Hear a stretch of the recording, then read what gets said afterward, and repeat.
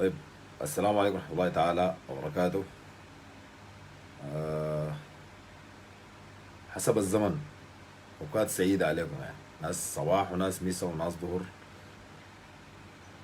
أتمنى أنكم تكونوا بخير زي ما نحن غاية الليلة بخير شديد جدا جدا. أه أيوة، مسألة الصوت دي يا قاسم بقت حركة ساي مننا كده، إنه الصوت كيف يا شباب؟ بس هو الصوت عارفينه كويس، لكن عشان ندي الجماعة فرصة يحتجوا ويمارسوا بعض التحليل لمرتباتهم، انه يجوا يحاولوا يخلقوا لنا بلبله، وانه الصوت كعب واضح ما واضح. طيب، انا والله واحد من الناس بعتذر لكل الشباب اللي اديناهم احساس انه احتمال الاضراب ده يفشل، لانه انا كانت دخلاني خوف ولا دسيتها.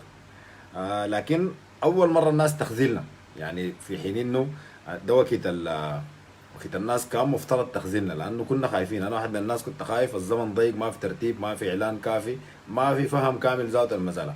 هسي الناس بدت لما ما لقوا موضوع من الصباح، اول كلام لقيناه في الناس المحتجين انه يا اخواننا اللي سويتوه ده عصيان، ده ما يضرب يا زول. سوينا ده عصايات، اي حاجه ما دارين. انا ما دارين. شفت الفلسفه الكثيره الفارغه دي، وما عارف ادو اجازه ده معناه كسر لي اضرابه. الكلام التفصيلي ده نحن ما دارنا. عم بتكلم عن شعب غايب من ثقافه الاضراب 30 سنه.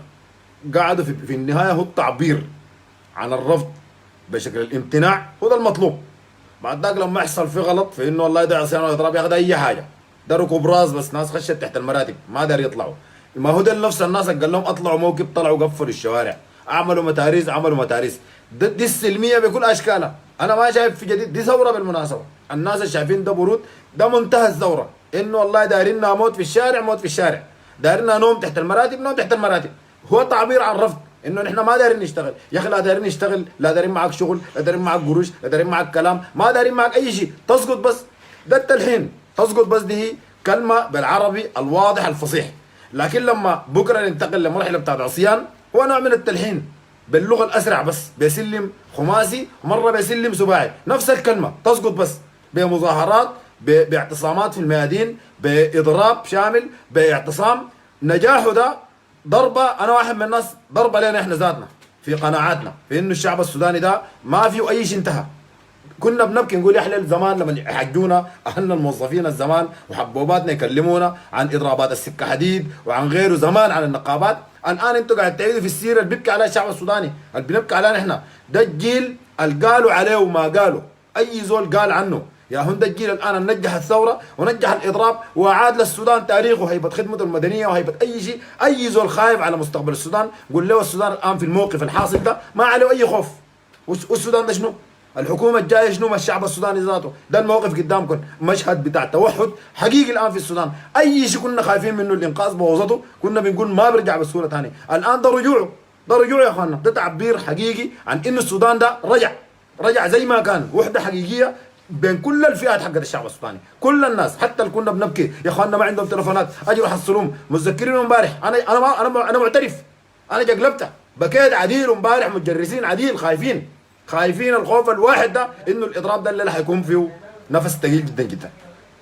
الحقوا الناس، ده ما عنده تليفون رسلوا له الليل، اللي عنده بتاع الكارو، اللي عنده تليفون، اللي ما عنده، اللي عنده واتساب، اللي في اخر اللي في سقط لقط بقى عارف في شنو، في اضراب.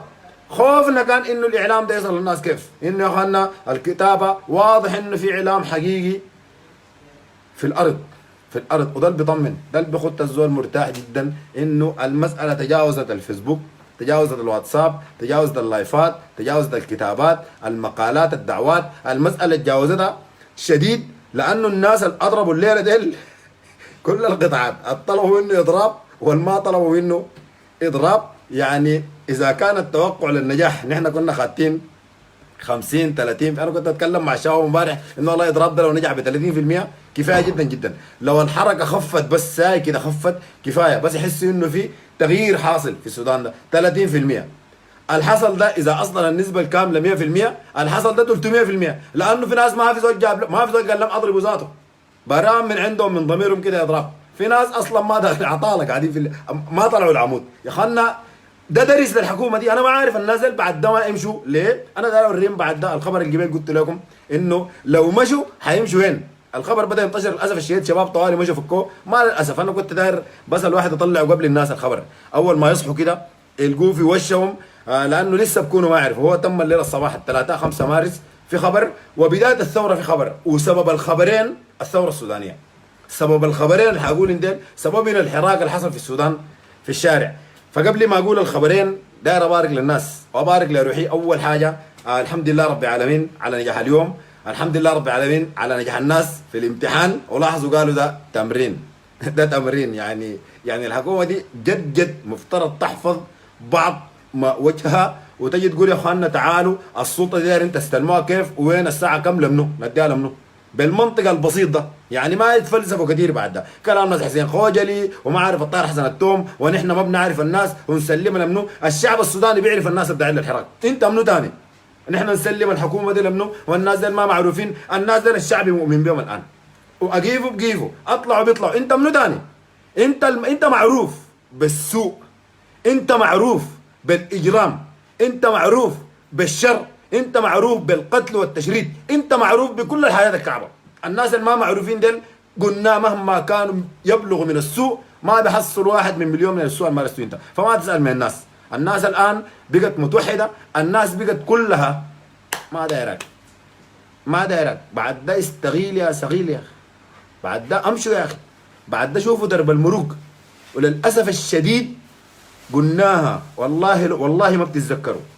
المشكله الواحد يقعد يعيد في الكلام، يقعد يذكركم انه قبل شهرين قلنا لكم ما بتسمعوا الكلام، الليله بنعيد ما بتسمعوا الكلام، بعد شهر بنذكركم يا اخوانا. فيكم زول متذكر الله يسالكم. الناس المتابعين من بدري كنا بنقول في كلام فيهم ناس بيضحكوا، كنا بنقول انه يا شباب الحكومه دي احسن لها طرح الهسي، خسائرها هي بتكون بسيطه. متذكرين الكلام ده ولا ما متذكرينه؟ اول ايام الحراك لما كانوا يقولوا لا قلنا دي علامات السقوط كلها ظهرت واكتملت واركان الثوره اكتملت، انه يا ناس المطارطني كل ما تخارجتوا بدري جنبتوا البلد خسائر وجنبت روحكم اضرار. كنا بنقول في الكلام ده. الان عدد المطلوبين في الجنائيه ماشي متزايد، حساباتكم البرة بدت تتقفل الليله الصباح. وفدهم الفات تتذكروا قبل اسبوع قلنا لكم عندهم وفد امن جه هنا لشغل دبلوماسي، تحديدا جا ماليزيا هنا لشغل دبلوماسي عشان يبدوا يرحلوا في ناسهم حاجاتهم شغل بتاع بنوك، وعندهم زول تاني داير يشتغل شغل امني مع شركه هنديه. متذكرين الكلام ده؟ عارفين رد الماليزيين كان شنو؟ قلنا لهم في وفد سبقكم بالكلام ده من السودانيين. الكلام ده في ناس افتكروه ضحك، في ناس افتكروه قاعد ننفخ ساي لانه عودنا الناس على الصوت العالي في المنابر، بس ما قاعد نتفشخر بالمعلومات. كلمناكم انه ناسهم ديل في لايف قبل اسبوع انه انا سمطرتني ما تتعبوا، وفدكم الجماليزيا ده للشغل الامن الجاي ضدنا حيشتغلوا، للشغل الجاي مع الحكومه الماليزيه حينجح، ولا شغلهم مع الشركه الهنديه حينجح. الرد العملي جاء بعد 5 يوم من جايتهم انه ماليزيا الليله وقعت على ميثاق روما. عارفين ده معناه شنو؟ معناته الناس تجهزوا حساباتهم. معلش ارجع لكم ورا شويه. قبل شهر من الليله والخبر ما اعلن، اسالوا اي زول قاعد في ماليزيا هنا عنده حساب رسلوا اسالوهم المعلومه دي.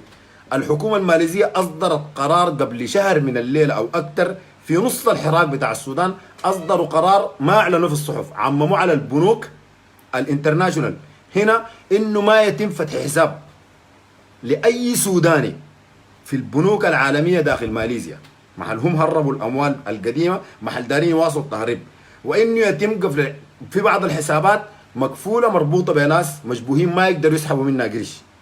النقطه الثالثه، الليله ماليزيا وقعت على ميثاق روما، واللي بموجبه لو دخل صلاح جوش تاني زي ما دخل 2013 حيربطوه حيسلموا، يعني للبشير لا جوش لا هارون لا غيره البلد دي ما بيقدروا يخشوها تاني. الكلام ده بموجب توقيع تم الليله الصباح، توقعوا الماليزيين الليله الصباح ميثاق روما. يعني تاني ما في، يعني هنا وجنوب افريقيا واحد، يعني هنا وبريطانيا واحد، يعني تاني ما في زول رحل اموال او هربها ما حيقدر يحصلها تاني. يومك السجن حيتم التعامل مع الحكومه الجديده. الكلام ده معناه شنو؟ معناته اقرب الحلفاء بالنسبه لك الان شايفينك انت سقطت، ما بيتعاملوا معك. كلامي ده شايفه كذب. ادخلوا هسه اكتبوا ماليزيا توقع على اكثر دوله هم قافلين عليها، ورسلوا وفدهم قبل اسبوع عشان يرتبوا. ده ردهم كان عملي، ردهم ما كان ونسه، ردهم عملي طوالي بالتوقيع. ده كان الرد، وكلمناكم ما تتعبوا، الموضوع ده محسوم. الكلمه دي راجعوها قبل اسبوع حتلقوها في واحد من البث، بس ما كنا نتكلم بالتفصيل انه يا اخواننا ما تدعبوا، نحن الوفد بتاعنا سبقكم والموضوع ده منتهي والحكومه ما حيتعامل معاكم، ما قاعد نلعب باللي. رسلوا الوفد اللي بعده. معاويه ده بعد ده سوقوه رجعوه السودان، هويدا سوقوها رجعوها السودان، نزل تاني هنا شغل لهم ما في قروشكم اللي هنا قفلت، ترجع بعد ما تسقط الحكومه كلها للشعب السوداني. القانون بيقول انه في حاله توجيه اتهام لك وانت مقبوض اموالك ممكن يتم التعامل فيها مع الدوله اللي هي حتكون الحكومه الجايه ما انت. فانتوا الان ما عندكم طريقه تخشوا. الخبر ده اكدوا منه. وداد ما تنجلط، عبد الله البشير ما تنتحر، الكلام ده نحن ما عندنا به علاقه. انا جيت اسي ما اعرف اي حاجه، قال الكلام ده منه ما عارف انه ماليزيين وقعوا لي. لا الصباح وفدكم رجع فاضي. دي بشاره كبيره لاي زول خايف على اموال السودان ترجع. كيف قرابه تلت الاموال القاعده هنا هسه ما عندهم على اي سلطه.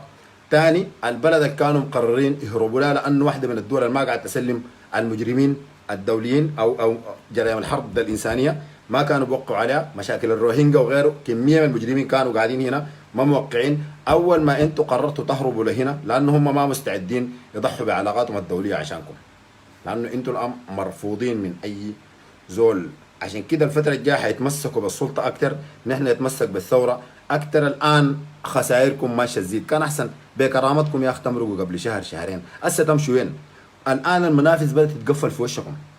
ليه هسه بنقول تاني انه يا اخي احسن تتخارجوا بدري بدري. لسه في منفذ تاني فاتح مارق بغرب السودان ماشي لافريقيا، المنفذ ده فاتح امرقوا به، لانه لو يتقفل منفذ جيبوتي والله الا تطيروا تاني بتتحرقوا جوا السودان ده. افريقيا الان بدات تقفل منافذها، جربتوها في جنوب افريقيا، باقي لكم منفذين كلها طلعات بغرب السودان، احسن تمرقوا. الخليج بيتعامل معاكم بتحت، لكن مساله انه يجيبوكم يقعدوكم في السعوديه ما حيتحملوا الضغط. السعوديين كفايه الملف بتاع خاشقجي، الاماراتيين ما حيوسخوا يدهم بكم، بيتعاملوا معاكم تحت الطاوله، لكن تعامل حقيقي بعدين الامارات تفتح لك تجيبك تقييم فيها ما بيحصل الكلام ده. نزل مو بوسخوا يدهم لانه حيتعرضوا على حصار دولي وحيتعرضوا لانه يسلموا. يعني انت مطلوب زي ما حاصروك انت في بن لادن حيحاصروا الامارات بسببك. فيا اخي المخارج حقتكم بالطريقه اللي مرقنا بها ونحن بتقدروا الا تمرقوا هناك. ثاني ما في دوله بتقبلكم. عموما يا شباب ده الخبر، في ناس بيكونوا شايفين انه خبر بسيط، لكن ده خبر ما تتخيلوا الهزيمه النفسيه الواقعه الليل على الناس ديل. النايم حيكون صحوه وروا انه الجماعه دي يا اخي وقعوا الليل الصباح نحن امورنا ساطت جاطت. الخبر ده توقع وهم نايمين لانه الفريق 5 ساعات، فكانوا نايمين في الوقت ده لحظه التوقيع. الصباح كان عندكم هناك نايمين هم كلهم، حيصحوا والنايم لسه حيصحى يعرف، والعرف هسه بكون همه في رقبته وفي ناس حينجلطوا. دي الاموال المغمسه في دماء الشعب السوداني قفلت، تمشوا وين؟ عموما حنتلاقى بعدين بالليل. ما داير اقول كلام. ايوه عندي اقتراح، عندي اقتراح لناس الامن ولناس ابو طيره والكتايب والزول اللي جابوه مسكوا الملف الجديد ده. غلبكم تتعاملوا على المظاهرات مش كده؟ انا اوريكم هسه الاضراب ده يتعاملوا معه كيف. بدل ما تلفوا التاتشيرات في الشارع وتلقطوا الناس عشان تقولوا في حركه في الشوارع بتاع التاتشيرات شايل الركاب، كلامكم امبارح قلنا حتعملوه الليله جيتوا عملتوه، تاتشيرات لافه ترفع في المواطنين عشان مواصلات ما في، اضراب شامل. اوريكم الحل. دايرين الناس تمرق الشوارع ويكون الحركه طبيعيه، فكوا بمبان جوا البيوت عشان الناس تمرق، حتمرق مظاهرات في الشارع، ما في حل تاني. الحل الوحيد تفكوا بمبان جوا البيوت تاني، تمرقوا الناس زي من بيوتهم، تمرقوهم عارفين اللي بيحصل شنو، كده ووب وكده الروب. معلش على الفاظ انا وريتكم لما اكون فرحان بتلفظ عادي، كده ووب وكده الروب. يعني فيكم بمبان والله جد قاعد انا في محلكم ما هو ده غلبكم شديد ما عارفين تسوي شنو. انا متخيل الان بيكونوا حلوها كيف ما عارفين. انا اديكم الحل، تفكوا بمبان ثقيل جدا جوا الاحياء بشكل عشوائي، كيزان على ما كيزان، كلهم تدقوا بمبان ثقيل جدا جوا البيوت دي، خلوا الناس تمرق الشارع. تمرق الشارع دي فرصه انا احيي الطفله رونق واطفال كتار شديد. يا اخواننا المقاطع دي ما تتداولوها بضحك. نحن لما كنا قد الرونق دي اللي بتبكي وتقول لهم داير اطلع الشارع داير امشي المظاهرات، في طفل اصغر منه عمره 2 كان بيقول داير يمشي المظاهرات، ذاك ما كان فاهم. لكن البنت دي في جزء في كلامها لو ركزت انا ما قدرت اضحك، انا كنت ببكي بس وانا بشاهد في المقطع ده 3 4 5 مرات. امها بتقول لها التاشيرات بيقبضونا، قالت لها ما قبضوا ناس متابعين المقطع. في النهايه قالت لها شنو؟ البنت عارفه في طرف ثاني في المعركه دي، عارفه الموضوع ما لعب، وعارف اروح اطالع ضد زول حيرسل لها تاشيرات. التاشيرات دي ما جات يا يمه، مش قالت الكلام ده. اخر جمله قالتها شنو قبل ما تقفل؟ ارجع واحضر المقطع بتاع الطفله رونق لحد نهايته. اخر كلمه قالتها انا ما بعرف اجري. يعني عارف المساله فيها بومبان وفيها تاتشيرات وفيها جري وفيها معاناه، لكن دار تمرق. ده جيل تاني ما بقيف بالمناسبه. زول طفل في العمر ده البت دي مارقه وفاهمه عارفه الموضوع ده ما لعب، عارفه في تاتشيرات في بومبان وفي رصاص وفي اي حاجه، ومارقه تلعب مظاهرات بتمنى، عارفه فيها تمن. انا ما بعرف اجري يمه، يعني الموضوع ده عارفه في زول حيخوفها بغادي، عارفه في زول حيمارس على قمع هناك، ومارقه برضه طفله قافلين منها الباب. شفتوا المشهد ده؟ ده مشهد مفترض يصحي السودان كله، لانه في طفل صغير ما فاهم. انا زي ده بقول والله ده بكره بيكبر يفهم، لكن دي قبل ما تكبر فاهمه وعارفه في شنو برا. ما دايره العساكر ديل، ما دايراكم يا اخي، عارفاكم حتجي تسكوها، وعارفاكم ممكن تدقوها، وعارفاكم ممكن تقتلوها، لكن ما ارقى تقول تسقط بس في الشارع. ده شعبي ما بوقفوه تاني، ما بتوقفوه، احسن تمرقوا بدري بدري. المشهد ده جدير باعاده المشاهده، وجدير بانه نتفحصه كويس عشان نفهم انه الاطفال الصغار بدوا يفهموا اكثر مننا الان. عارفين في ناس حيقولوا لك نجاح الاضراب لانه ما فيه تضحيات، فيه تضحيات بيوميه، بقروش، بشغل، بامن الزول، باستهداف ممكن يحصل، بفصل، بكله فيه تضحيه. لكن الناس سووه. عموما حنتلاقى كثير الليله ثاني وثالث. امشوا كفروا للناس ديل سريع، قولوا لهم عملوا لكم بلوك من الدخول، وعملوا لارصدتكم قفلوها، وشوفوا بلد ثاني تمشوا عليها. نفس القوه دي يا اخواننا مطلوبه في اي جدول ثاني. نفس القوه دي ونفس التماسك ونفس الوحده دي مطلوبه في كل المناشط الجايه. الاحتفال انا ما ادري اقترح يكون كيف، لكن اظن اغلب الناس بيكونوا عارفين انه الاحتفال شكله مفترض يتم المسا وكيف.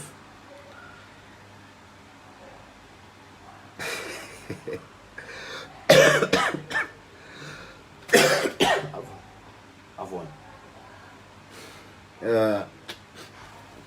اهداء للناس اللي قعدوا في والركلسوا والرخموا والما طلعوا. من قبيل بحضر واتذكر في مقطع واحد بس بهديه للناس الاسي اعادوا لنا سيره السودان ديل. انا برضو ما عارف سيده منه، لكن عارف لحنه كيف، مع انه ما عندي حيل اسمعه بلحنه. لكن في مقطع داير ما اقدر اصله او ما داير اصله بكل الاحساس بتاعه، داير اصله باحساس خفيف كده عشان ما يوقف الزول، لانه مؤلم شديد. لو ذكرنا حاجات ما بقول ما داير نتذكرها، لكن ما بنقدر نتذكرها كل يوم عشان ما نموت بمغصتها. اللي بيحصل هسي ده بيستحق بس نقول سوداني جد سلام عليه. لو شفته مرة تحس بيه. سوداني جد في كل شيء، في قعدته وقومته ومشي، في ضحكته، في نظرته وقولت كده. سوداني في البيت الكبير ديوان مفرش بالحرير، تلقاه في التلت الأخير من الكرم تبرق عينيه. سوداني بالسيف السنين، سوداني في صبر السنين. تسقط بس ما باركت علينا. تسقط بس. ألف مبروك، ألف مبروك. الله يبارك. حرية سلام وعدالة والسلطة خيار الشعب. يا زول بصوت عالي. حرية سلام وعدالة والثورة خيار الشعب. حرية سلام وعدالة والثورة خيار الشعب. أنا حاتمها بعدين بالليل لأنه جد في حتة كده ما قادر أتمها هسي، ما قادر أتمها. الله يبارك فيك يا أخي، ما قدرت ابارك. مبروك مبروك. الله يبارك فيك. احنا الليله عاملين كرامه كبيره كده بجاي. الكرامه الاولى حقت قفل الناس ديل، والكرامه الثانيه حقت تكفير حساباتهم، والكرامه الاكبر حقت انتصارنا في الاضراب. ابقوا راكزين، ابقوا طيبين. ما قدرت اتمها لانه ما حافظه، بحفظها واجيبها بعدين. شايفينك يل برجوكي متوشحه بالقمرات، مشلوله بنص دستوري، كاتباه الدبابات. الناس الجدرة جنك، الناس الجن ثورة، السدر بنور الهامش، الصبر سنين ودنين. الناس المحرومين الشال الشمع سنين، السكن بيوت الطين، الهتف بنبض الشارع. حرية سلام وعدالة، حرية سلام وعدالة والثورة خيار الشعب. ده الشعب الطيب صابر مطبوح الروح والقلب، وأدران بيفتش ذاته في أجندة حكم شمولي، ما بدي الفقراء مصانع، لا مدرسة لا من قوت، ما بيعرف إلا الدوشكا وربط البوت، والشعب الطيب يما مسكون بشوق الناس، يا فقراء دواس لدواس، ما خير نتواثق أيوة ونخلي الموت في السرحة ويطير الدم في نحاس، ونحاس الجيل الجاي في التنمية والقرطاس، ونحاس الجيل القادم في يقظة شعب الهامش. البسء الرب كثير، هل ممكن يحكم فقراء؟ عفوا يا خليفة المهدي، الجبت رحيق الشمس، شكرا محمود ود أحمد، الليلة نحاسك برا في الدولة وحكم الشعب، سوداني هويتك هامش، يا وطني هويتك هامش، والهامش نبض النبض، الناس اللي بيزرعوا نحنا، الناس اللي بيصنعوا نحنا، الناس اللي ركبوا الخيل بسيف العشر الجان في كرر وفي شيكان، الصدق الذاتي نحنا، الطرح القادم نحنا، السلطة الجاية نحنا، الدولة الجاية نحنا، لا مدرسة لا تيار، نقطة. كلام ده ما وقته، وقلت ما وقته، لكن تنبيه قرصة في الأذان. الشباب اللي عملوا مشكلة قبل الوقفة بتاعت بروكسل في اختيار الأسماء وتشكيل الجسم والكلام الفارغ التم من التجمع بتاع أوروبا ده، أحسن تحطوا نقطة تقيفوا محل واقفين، لأنه الدولة الجاية أولاد الشوارع ديل، والسلطة الجاية ما مثقفين ولا أحزاب بالشكل القديم، يا أحزاب بالشكل المتقدم الدارينه، يا الشباب اللي قاعدين في الشارع، ولا نحن ذاته. ما ممكن شفتوا الصراع التم ده، أنا ما أقدر أحرقه للناس، لكن صوتي واصلكم وعارفين أنا بتكلم نيابة عن منو. اي شغل استعلاء بتاع الطبقات الوهميه ده ما بتنزل تاني في الواقع، زيه زي الكيزان، ما مقبول للناس اللي قاعد يموتوا في الشارع ديل، صوتهم هم اللي حيوصل. اي كلام ما يوافقوا عليه الناس اللي في الارض، ولا جسم ولا صفحه ولا حزب ولا مثقفين ولا شيطان رجيم، لانه نجحوا الثوره هم الناس اللي قاعدين بيقفلوا المتاريس في الشوارع، ونجحوا الاضراب الان هم الناس اللي قاعدين في الميدان. والكلمه الجايه لما اقول نحن ما بقصد انا ولا زيد ولا عبيد، بقصد الناس اللي قاعدين في الشارع في الميدان الخاتين روحهم قدام الرصاص ديل، هم الاولى ديل السلطه الجايه والدوله الجايه والمدرسه الجايه، لا مدرسه لا تيار لا نشره ولا اسمار، لا مويه تبل الريق، لا عود ينشق بالفاس الى زول ينشق الطق. يا شعبي عداله عداله، يا بلدي عداله عداله، عداله لكل الناس، ميزان عديل حساس في كف هموم الشعب، في كف دموع الناس، في أحلى أخوة وإلفة نتعايش بإحساس حرية سلام وعدالة، حرية سلام وعدالة، والثورة خيار الشعب. الشعب هامت سقايا أبنوسا ثوري ثوري، دي حكومة بتضرب بوري للشعب الما هو ضروري في الوطن الماكل نيم، يا وطن الدنيا دبنجة حكومة حنة وفنجة، ده الشعب الماخد خنجة عشان ما يشبع برسيم. حرية سلام وعدالة، حرية سلام وعدالة، والثورة خيار الشعب. الشعب الهمت سقايا في نص السوق العربي، الشعب الرزق سقايا في نص السوق العربي، وفي نص السوق العربي، في نص السوق العربي. عارفين دي معناها شنو؟ الناس الفوق في نص السوق العربي الرب يفتش بالا علشان ما يبيع سكين. اي خطاب ما يعبر عن ادروب وعن ابنوسه وغيره وغيره بيبقى خطاب مرفوض. في نص السوق العربي ادروب يفتش بالا علشان ما يبيع سكين. سكينة دروب اتباعت بنرجعها، سكينة دروب اتباعت في سهم السوق الحر، لا بمشي جديد الثورة بأعلى جاد ودقنا ما بتعرف طعم الضر. حرية سلام وعدالة، حرية سلام وعدالة، والثورة خيار الشعب.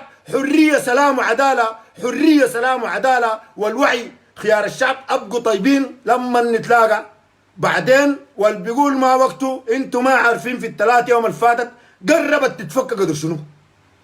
قربت تفك، كنا ساكتين بنعاين، الله ستر ومرض، الله يقدر تاني زول يحاول يفكها بالطريقه الفارغه اللي حصلت في اليوم الفادي عشان ندق بالاسم وتنقد ان شاء الله. ما ناس بيموتوا في الشارع وناس بيشاكلوا في سمينا فلان وما سمينا فلان.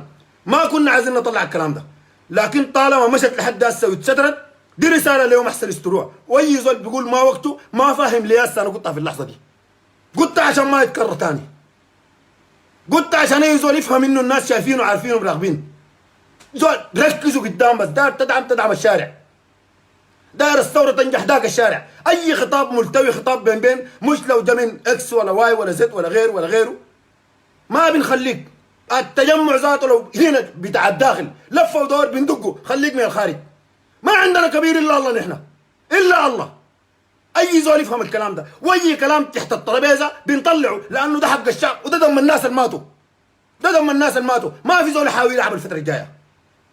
حكايه التخوين ما خايفين من تخوين ثاني، ما خايفين، ما في زول بدقنا بفوق. ما بتتكرر مهازل التاريخ القديمه، ما بتتكرر. الحراك نجحوا الناس القاعدين في الشارع، لا نحن ولا غيرنا.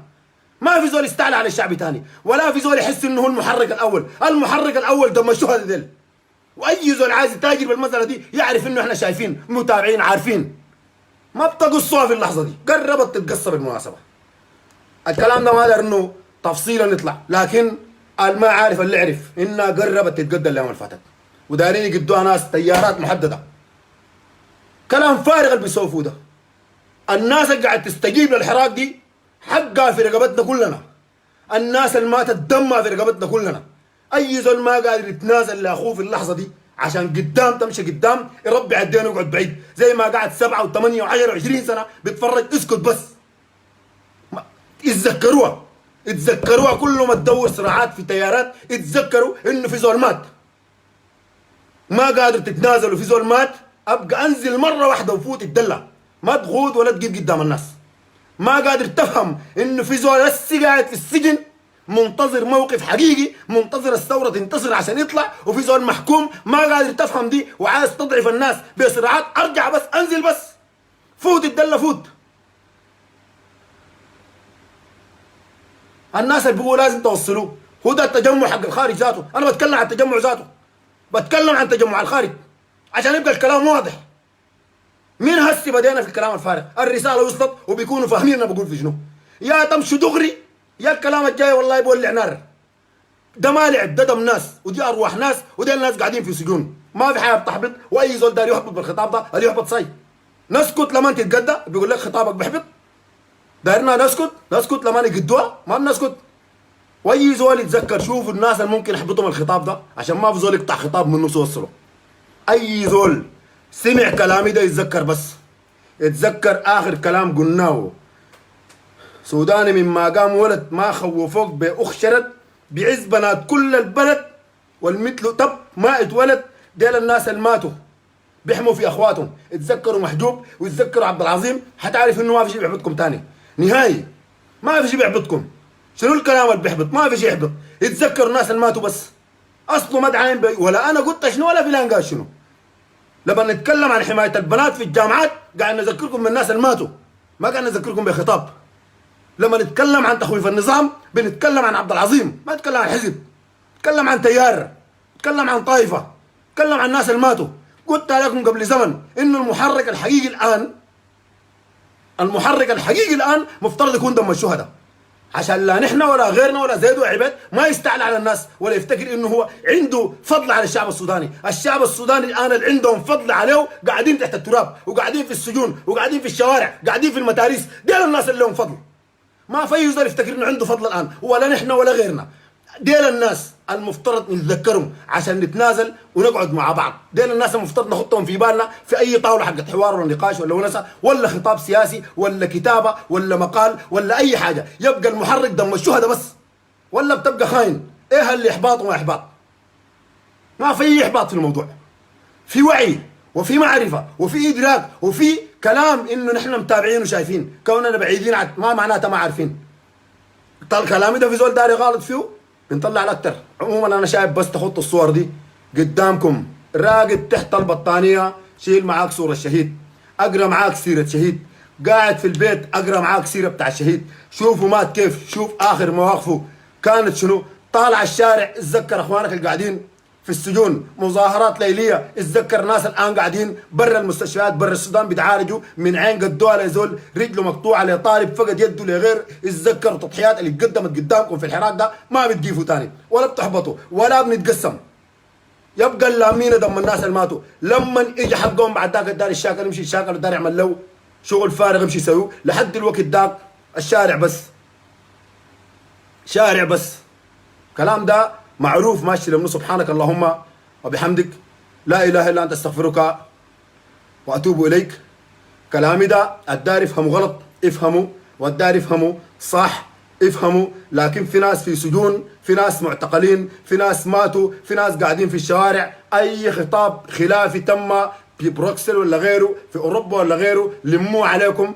دايرين تبقوا راكزين تدعموا الحراك، مرحب. ما دايرين اقعدوا تتفرجوا بس. نحن ذاتنا يوم لما نقدم خطاب جاي ولا جاي نقعد نتفرج بس. ابقوا راكزين، ابقوا طيبين، ربنا يحفظكم وينصركم لحد ما نتلاقى. بعدين واللي بيقول الصح ما بيبقى سمح في زمننا ده، واللي بيقول النصيحه عارف ممكن يتعرض لشنو. لكن دي الحقيقه توصل كامله والناس تعرف، عشان بكره ما زول يقدر بيهم ولا غيره. اظنكم فهمتوا كلامي كويس وما فيكم زول جاهل. اذا كان في اطفال زي رونق ما في خوف من الحقيقه تاني. اذا في طفله بالفهم ده قادره تفهم ودايره تطلع، وفي زول كبير بيقول لك ده احباط، تبقى تخجل بس. اذا الاطفال دارين يطلعوا الشارع وفاهمين وعارفين، يبقى الحقيقه ما تخافوا منها عشان تقدروا تواجهوها، وعشان بكره ما تبكوا. لانه التاريخ قاعد يقول انه الان قاعد نكرر في مشاهد. نحن بنقول في الكلام ده عشان التاريخ ما يتكرر، عشان 77 ما تجي تاني في السودان.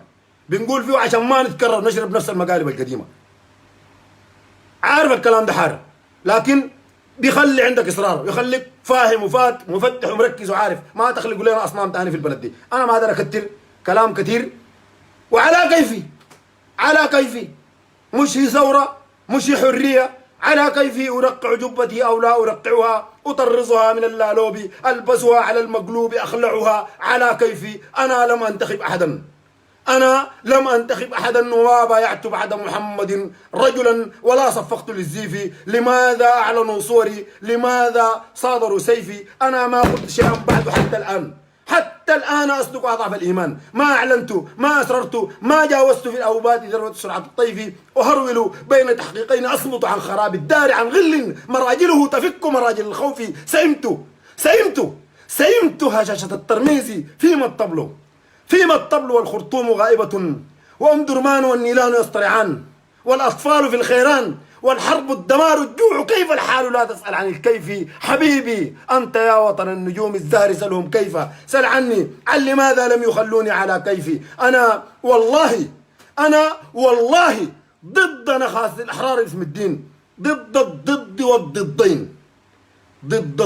والضدين، ضد جهاز الأمن بالخوف وضد الخوف بالأمن. أنا في هذه الدنيا على كيفي، إلى أن تكمل الأشراط دورتها لتأتينا بمهدي حقيقي لينقذنا من الدجال والتمثال والإشراك والحيف. سأبقى ما حييت أنا على كيفي، سأبقى ما حييت أنا على كيفي إلى أن تطهر الدنيا، إلى أن تطهر الدنيا. لأن طريقتي في الحب يا وطني على كيفي، لأن طريقتي في الحب يا وطني على كيفي.